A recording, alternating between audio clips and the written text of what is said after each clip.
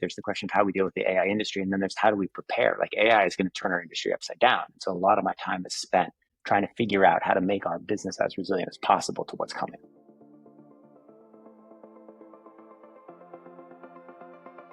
Welcome to Anchor Change, where we help you panic responsibly in a chaotic world. I'm Katie Harbath. I've navigated impossible trade-offs in tech, politics, and my personal life for decades. I know that can be lonely. As a Midwesterner who spent 20 years in Silicon Valley and DC, it's taken me a while to figure it out. I still am. One thing that helps me is hearing the stories of other people forging their own paths.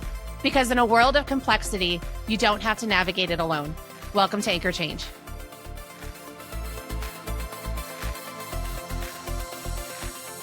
Hey, welcome to Anchor Change. I'm Katie Harbath. Today's guest is Nicholas Thompson. Nick is the CEO of The Atlantic. I've known him since he was a reporter at Wired, and I've long followed him because I love many things about him. One, I love how he approaches his work, how he approaches tech. I like that he tries different formats and mediums. He's done this short form video, The Most Interesting Thing in Tech. He has a podcast, and now as editor of The Atlantic, or CEO of The Atlantic, not editor, he is needing to figure out the AI revolution, journalists who are going off on their own, distrust in media, all of those different things. And he's approaching them in his own unique way and really working with a lot of folks at the organization of figuring out data about the right places to put the paywall, about what the right ethical guardrails are for AI. And so I wanted to talk to him about all of that, and I hope you enjoy. Nick, welcome to Anchor Change. Katie, it's a pleasure to be here. I'm really excited for this conversation, and I want to start with a question around your leadership, because you've been at the helm of The Atlantic during a lot of rapid transformation, in both And journalism and tech. Transportation, everything's changing. What's the hardest decision you've had to make in the last year, and what did it teach you about leadership in times of chaos? The most consequential decision, it's sort of been a running decision over the last 2.5 years, but it's been to tighten our paywall. And so I've always worked in media companies. The last few places I've worked in New York or Wired, where we've had a paywall. And usually you let people read 4 stories a month, 5 stories a month. And the logic is you need them to read a bunch to develop a relationship with you. The advertisers need there to be traffic. You want your stories to get out in the world. And so there's always been a logic around there. And then when I came to The Atlantic, we started running lots of tests, financial tests. Like, what if you put the paywall at 3? What if you put it at 2? And it suddenly became clear that the old assumptions weren't really right, and that by far the best way to run the business would be, at least for our kind of content, to put the paywall at 0, right? Now, you don't want to do that because then you tank your ad business. The writers are mad and nobody can read your stories except for subscribers, so you've shot your audience. But figuring out the right balance and moving to a tighter and tighter paywall while balancing the needs of the advertisers, the needs of the readers, it's been tricky. What have I learned about leadership? I think the most interesting thing about it is that there was a lot of disagreement, and then there was agreement. Like, it was clearly the right choice, and it's been a significant reason of why we've gone from losing lots of money to making money. And everyone's come around now, and I think everybody supports the paywall rules. So maybe the lesson is stick to what you really believe, hold on, if it keeps working, stay to it, and people will come around. I don't know. The lesson isn't be stubborn, because sometimes you're wrong, but I guess be stubborn when the evidence indicates that you're right. Yeah, well, and it sounds like that conversation is a mixture of your instinct, what your instinct thought might be right based upon previous, what your peers might be doing, et cetera. So it's a bit of what your peers are doing, what your instinct says, but then you also have data that might be showing you something else. So it sounds like it was also sort of a balance and kind of dealing with that and understanding that perhaps even people, how they're reacting to it could be changing from what it was even just a year earlier. Yeah, I mean, part of what you said is definitely it, which is when the data says one thing and your instinct says the other, you go with the data, right? Certainly in my line of work, right? If you're trying to assign, you don't take that too far in journalism. You don't assign stories based on how people will read them. But if you're trying to make a decision and you have data that strongly suggests the right decision to make, you do it. And then when you realize that your instinct is wrong, well, then you hire people to get more data and help you make more decisions, right? And so we were just doing something today on checkout flows where I was absolutely convinced the test was going to show that putting the prices essentially on what we call the gate page, where you hit the paywall, as opposed to putting it on the next page, which is the product section page. Surely that will work. It's simpler, it's cleaner, it tells people exactly where they are. It doesn't work, at least for us in that experiment. So, okay, trust the data. Yeah, I've been thinking about that a lot too, even with my own newsletter of like, I haven't had a paywall, but now I'm doing this how-to series and I'm like, I'm trying to introduce a paywall. But and I love doing A/B testing, but there's only so much software that exists for somebody that I can afford to do on my own of doing that, because oftentimes, even back when I was doing it for politics, the data sometimes would come back and it's like totally opposite of what you thought Right. it would be. And you're like, okay, and it's wild how small changes can really make a big difference in terms of people converting. Totally. And that's been a huge part of the success at The Atlantic, is that we've, readership has, the total number of people who come to theatlantic.com has declined because, Google sends far fewer people. The social networks, Facebook is actually coming back up, but it's far less than it was a few years ago. We've been, Twitter, tries very hard not to send people off of Twitter. So readership has declined, but we've made so many changes to the checkout flow, to the paywall, to all of that experience, that our conversion rate has gone up vastly faster than traffic has declined. And so I want to zoom back out a little bit, and because you've made a lot of pivots in your career, and you alluded to some earlier about, I think you and I first met when you were at Wired. Yeah, I was. So Did we first meet when I was like?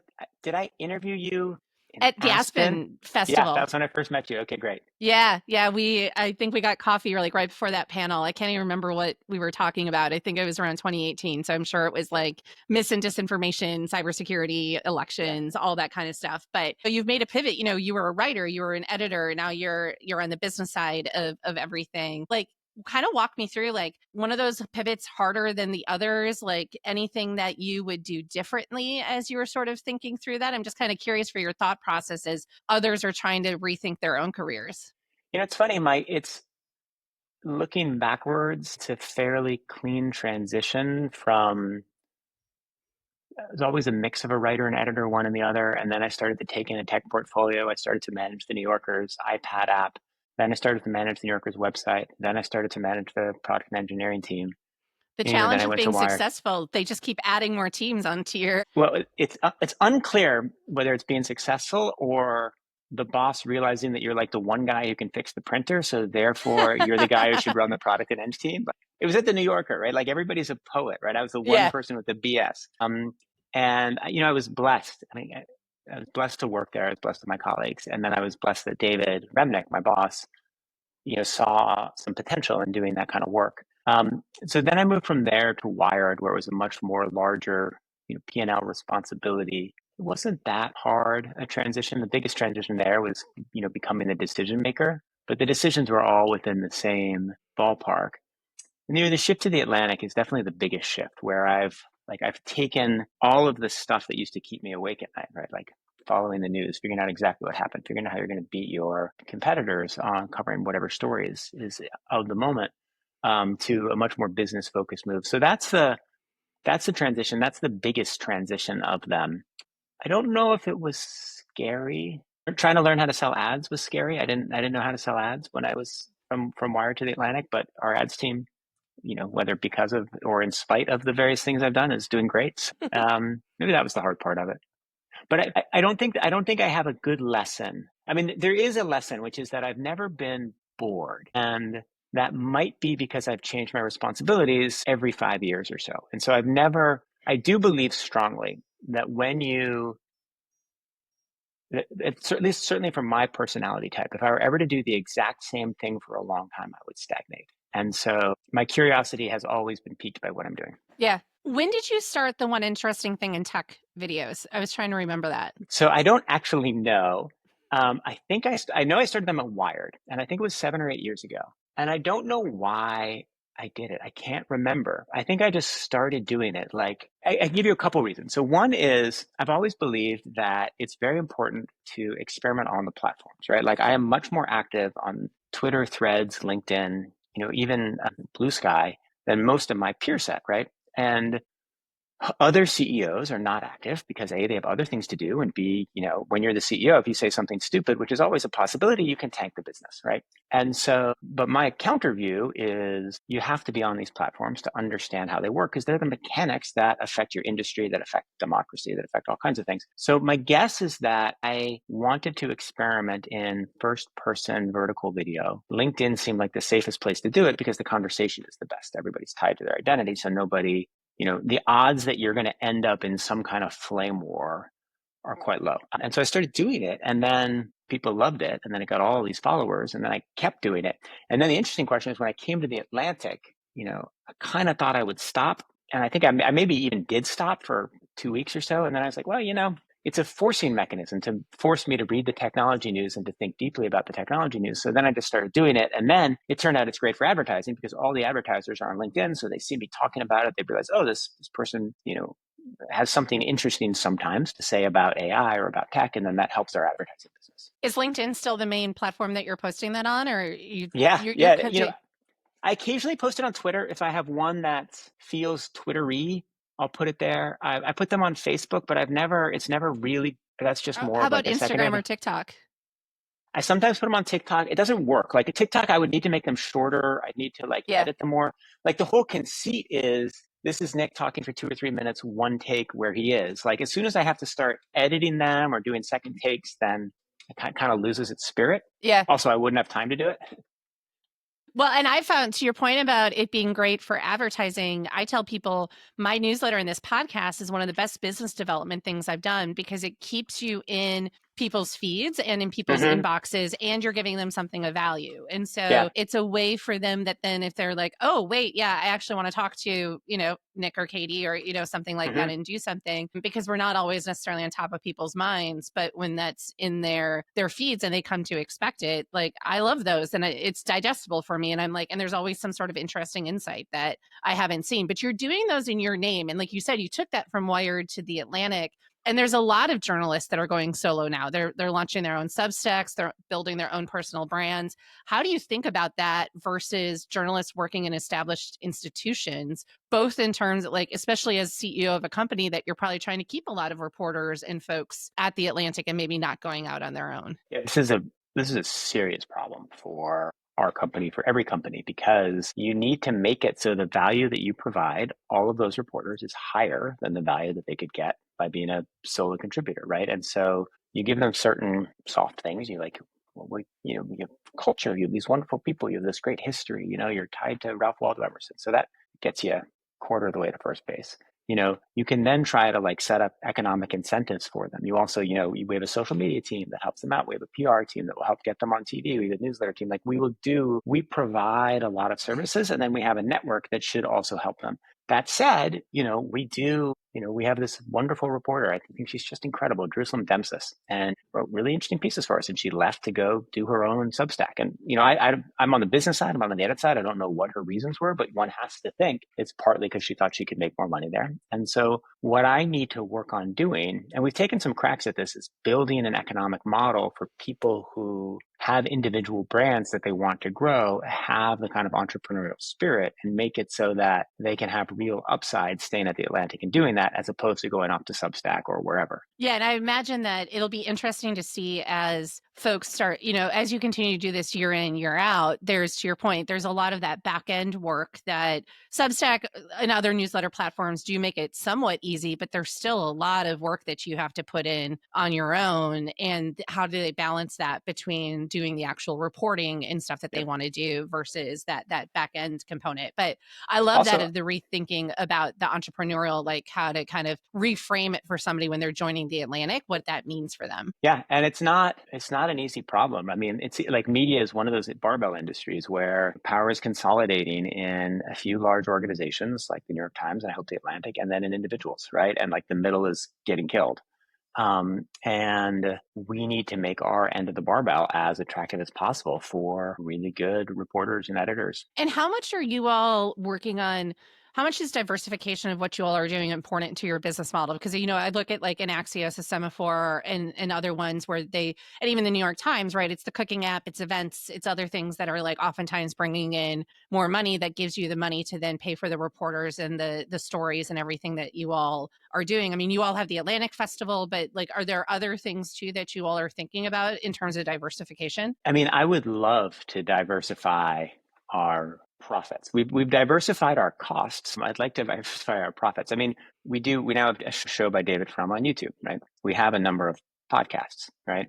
We have Atlantic Festival. We have an Inchoate IP business, right? We do lots of things that are good and they're good for the brand. None of them is a major profit center yet. Our hope is that we'll figure out one of them will be a significant profit center. Profits are our advertising business and our subscription business. And our subscription business is mostly from our text-based journalism and then all the different ways we market, produce, send it out there. So I would like to diversify revenue streams for lots of reasons. One, obviously it helps you financially in the future. The better and more revenue streams you have, the more resilient you are. Two, there's certain advertisers who will only buy ads if they can appear on highly successful multiple formats. And three, it's obviously where the future is, right?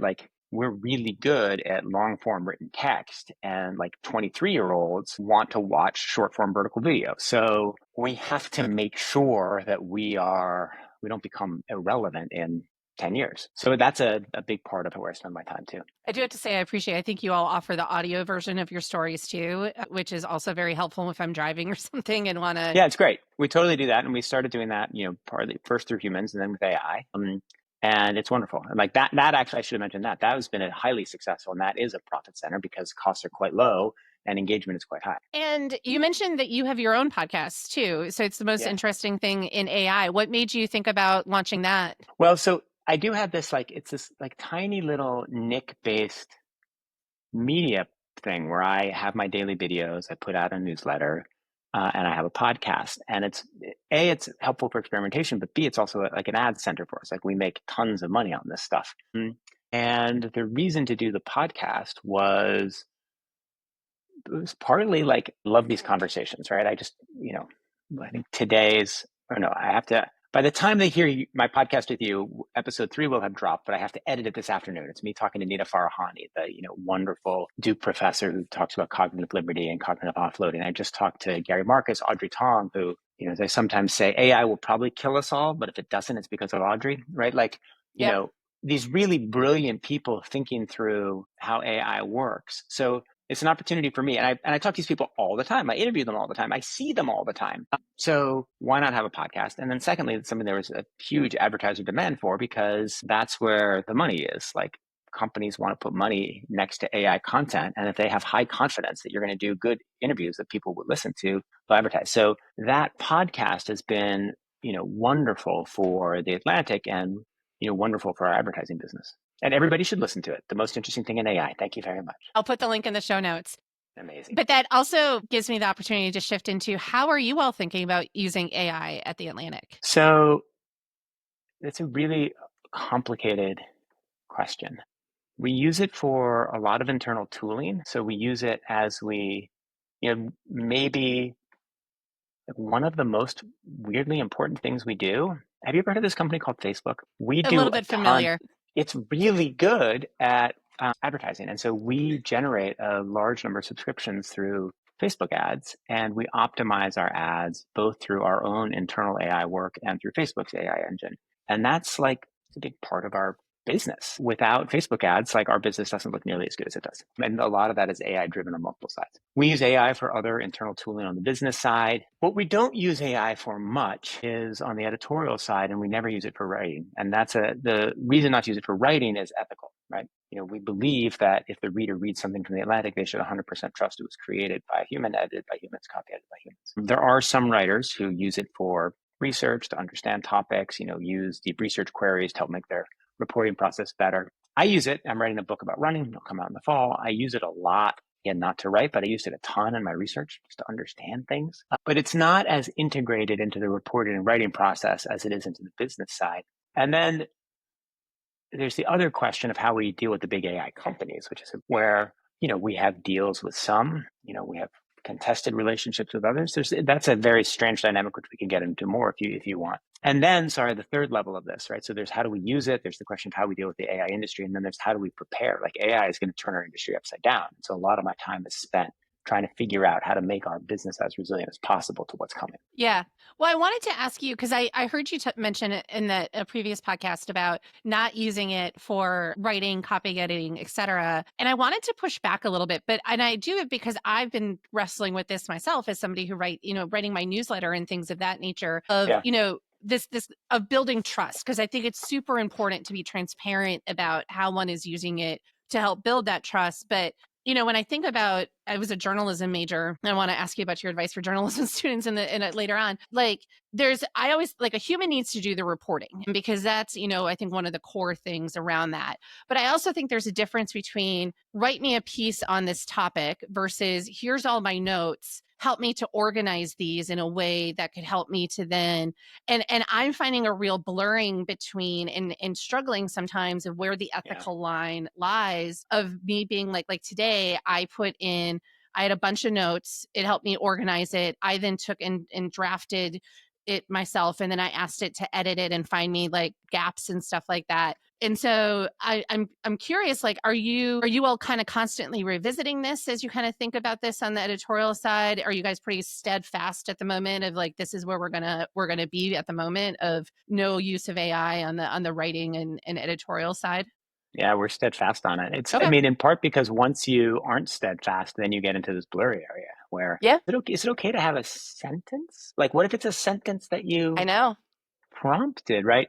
And so we have a hard line, and the hard line saves us from having to deal with all the blurry cases. Although I think at some point in time, you'll still probably have to deal with blurry cases. But are you all transparent? Like, is there somewhere on the Atlantic website where you all talk about your AI policy? Like, how are you transparent with readers on this? We have an AI policy that's certainly put it in press releases and press commentary, and I think it's on the website. Yeah. And how are you thinking about this, like not just AI, but like strategically? And I think this is where we can kind of get into a bit about the relationship with the companies as well, because I can't remember if you all have a partnership with one of the companies or not on this, but this is all, I mean, I swear to God, it's changing every single day. I don't know how you do a lot of like longer term strategic planning on this, but how are you trying to approach that? So we do have a deal with OpenAI. We do have partnerships with a number of smaller AI companies. I believe that there should be a fair exchange of value, that they took something of value from us and we should be compensated for it. And so OpenAI, thank them, has paid for it. Most of the other companies have not. And so we have a more contentious relationship with the ones that have not. Actually, it is a weird thing in the journalism industry where OpenAI is the one company that has paid lots of media companies. All the AI companies did the same thing. OpenAI paid the media companies, but the media industry normally just yells at OpenAI. It's complicated. I mean, you must have felt this at Facebook too, where sometimes it's almost like no good deed goes unpunished. And when you're the biggest player and when you're the most prominent player, you get the heat. And so even if you do the right thing, you sometimes get punched in the face. But so we have a deal with OpenAI. We are publicly part of the News Media Alliance, which has sued Cohere. And then we are in active conversations with lots of AI companies. We block some of them from crawling our site, or we encourage them not to crawl our site based on robots.txt. We can block at the CDN level other companies. And so that's a factor in these negotiations. So my view is that what I want the most is I want there to be a fair exchange of value. So I want them to pay us. Two, I want them to build products that help us, right? Facebook happened to build an ad product that took away lots of advertising business because it was better, but also created a huge opportunity for us, right? Like they took something, they built something. Google, has a product that in some ways could be a substitute, right? You might read the headlines in Google News, but also provides links. So we're happy with that deal. So I would like the AI companies to build search engines that credit us and that link to us, right? So that we get readers that we can then monetize. So there's a product dynamic, and some of them do it. Again, right? Like Anthropic doesn't do it. There are no links out from Anthropic. ChatGPT does have links. Perplexity does have links. And so that's another part of the conversations. And then there's smaller AI companies, some of which are building tools that will, make things better for readers, that will provide wonderful content, that are kind of on the same side of the I don't want to say argument or fight, but they're like similar values to what we have at the Atlantic. And so we work with them to try to help make their products better and, partner with them. Are you seeing an increase in traffic at all from AI platforms to the Atlantic? It's small. I mean, yes, we get much more traffic from AI links than we used to. It is still substantially less than the decline in Google search. I mean, most of our plurality of our readers for a long, long time came from Google search. That's going away.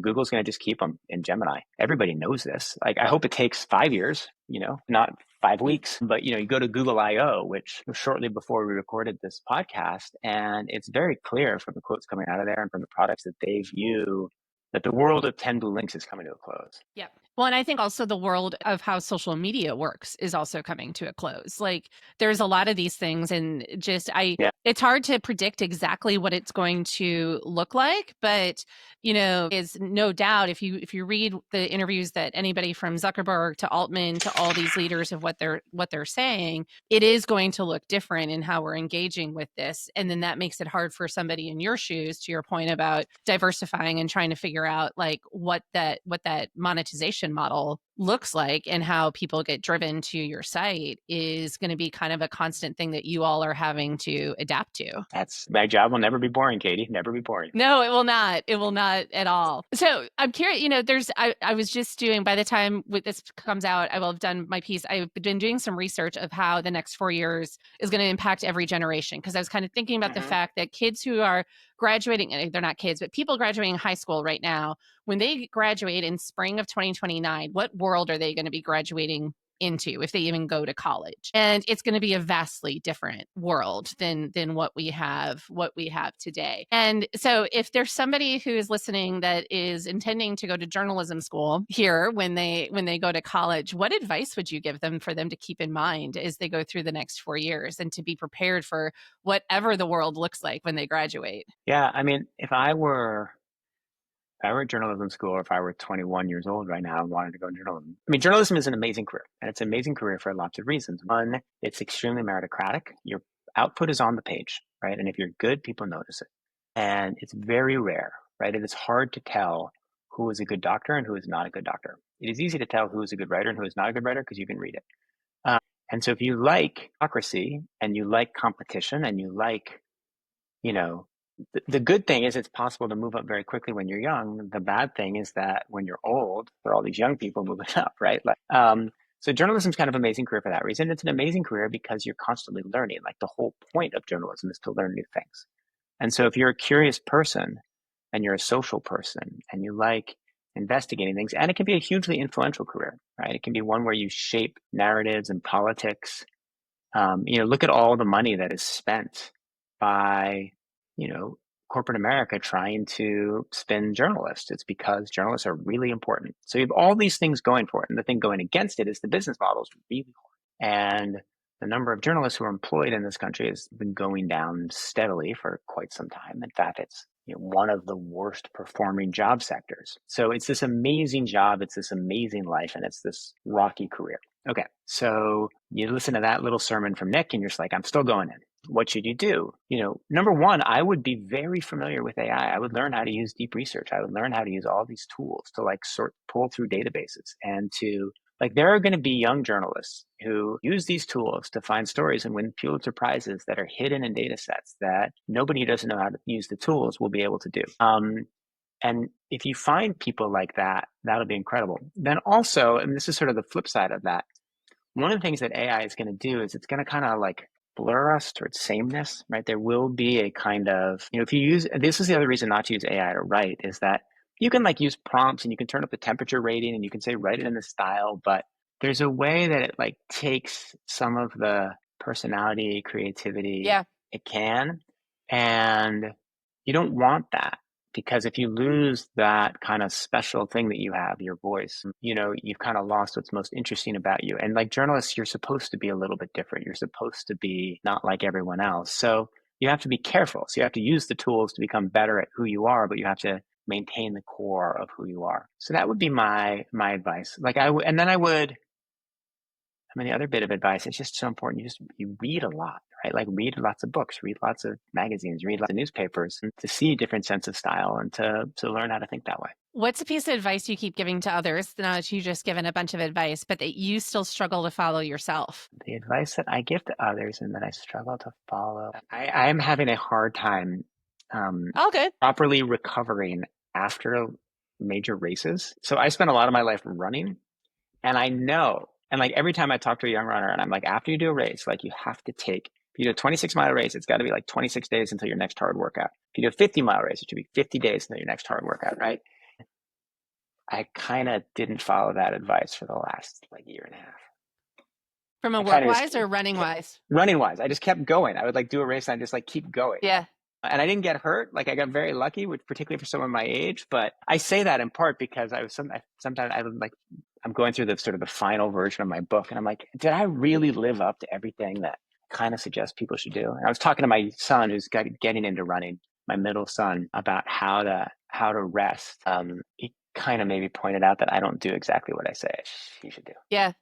I find that for myself, for me, it's just working in general. I'm just somebody who generally likes to like, I'm constantly reading. I'm constantly wanting to be, productive. If I'm on my phone, I'll be like doing different stuff. Like it's kind of like nonstop start to finish. And it's really hard for me to rest because then I Yeah. feel like that to-do list is just waiting in the background. Right. And so like, as you're talking about that, even for running, but I see parallels to also To work.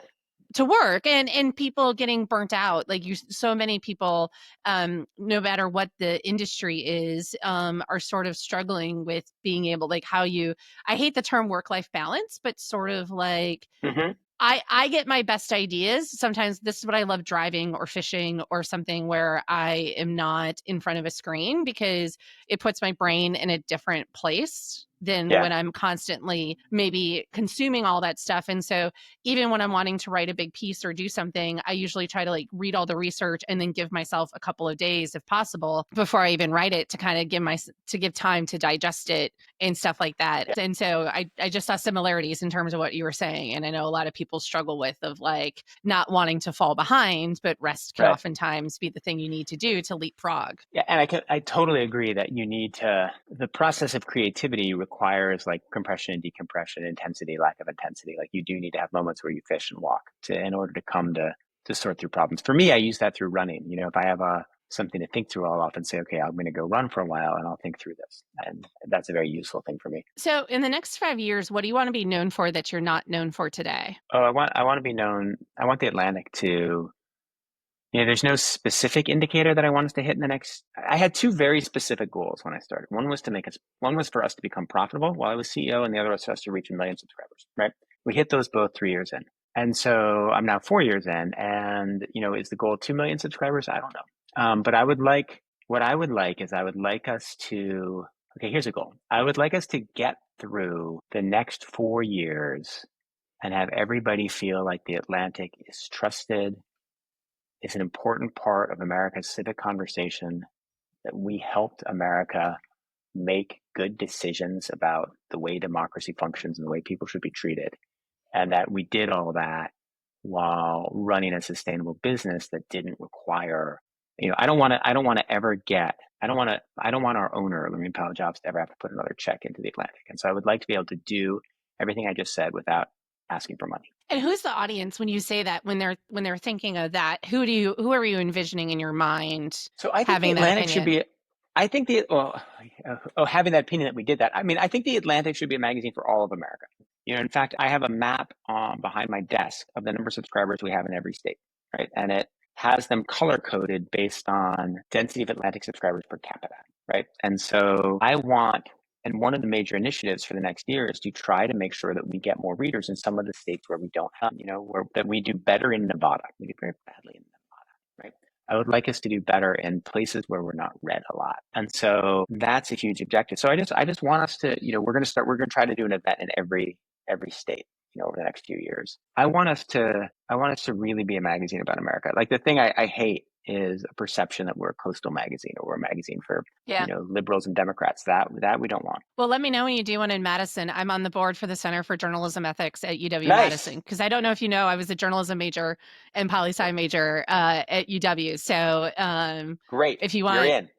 Yeah, we could do it. And if you want to, I would highly, if I can, make a recommendation. And I'm totally biased in this, but do it in Green Bay. Don't do it in Madison and Milwaukee. And the reason I say that is Brown County and then the neighboring county, Door County, are one of the swingiest counties in the state when it comes to like the presidential elections and stuff like that. And so, because one of the things as you were saying that, I was sort of thinking like, again, I was thinking about Wisconsin. I'm like, I wonder, I'm sure the subscribership is high in a Madison and Milwaukee because they tend to be more liberal and urban versus what you might see in Green Bay or other rural parts of the state.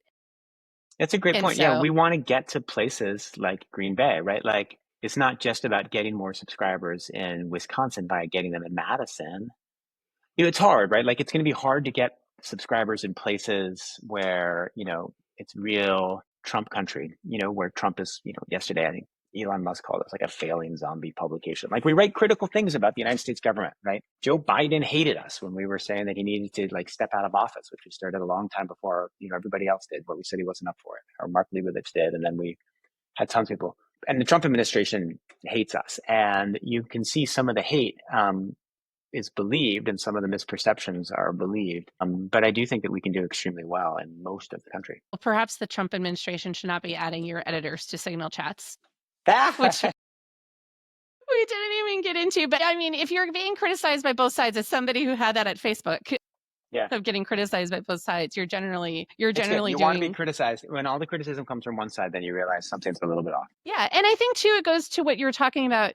It's also the content, right? Like, I think people like to see what's happening to them being reflected in those stories. And so if it's what's happening to dairy farmers in Wisconsin or, the paper manufacturing companies or, those types of things, I would imagine that would help with people then wanting to subscribe because it's actually talking about things that's hitting, closer to what they're experiencing versus necessarily what to them feels like many miles away in a Washington, D.C. or San Francisco. Yeah, there was a really interesting, it was one of my most interesting things in tech. A couple of weeks ago, I talked about the experiment in Bowling Green where Jigsaw, this arm of Google, used AI and worked with the community to create, people would submit issues, and then there was like a voting system and the issues they care about, and then you would try to figure out where there's consensus, where there's not consensus. And it's this wonderful tool, and what it revealed is that there are a lot of issues that people aren't focused on, politicians aren't focused on, whether they're zoning laws or whether they're healthcare laws or whether they're rural hospitals, but there's also tons of agreement. And so we tend to focus on the disagreement, but there's tons of agreement. Yeah. All right, Nick, where can people find you? How should they follow what your work? They should subscribe to The Atlantic at theatlantic.com. If they're interested in Nick, they should probably follow me on LinkedIn and see my daily videos or on Facebook. And if they're a runner, I'm on Strava. Fantastic. Well, thank you so much for joining us. Thanks, Katie. It was so much fun to chat with you. I had so much fun talking to Nick. I could have talked to him for hours, particularly on the AI front, because I kind of disagree with him a little bit about how firm he is in his line about where his reporters can or cannot use AI. But that will have to be a debate for another time. I think two other things that really stood out to me is one, about the need for strategic, bold decision making. The decisions he made around the paywall, the other things that he is doing, they can sometimes feel uncomfortable. They can feel really scary, but they're really the things you need to do to really leap yourself forward. I think the other is really about the difference between your data and your instinct. I've been talking a lot about using your instinct in making some of these decisions, but the data matters too. And it also does matter to kind of take a look at where the data may be telling you something different than what your instincts do. But then there's also times where, particularly making life decisions, you could have all the data in the world and it doesn't matter. Your instincts still and your gut might still tell you the right place to go. So it's a real balance, but I love how he approaches all of it. If you're listening and you don't already subscribe to my newsletter, anchorchange.substack.com, please do that. We're also on YouTube. So if you can head on over there to youtube.com/anchorchange and hit that subscribe button, I would really appreciate it. But until next time, have a great day.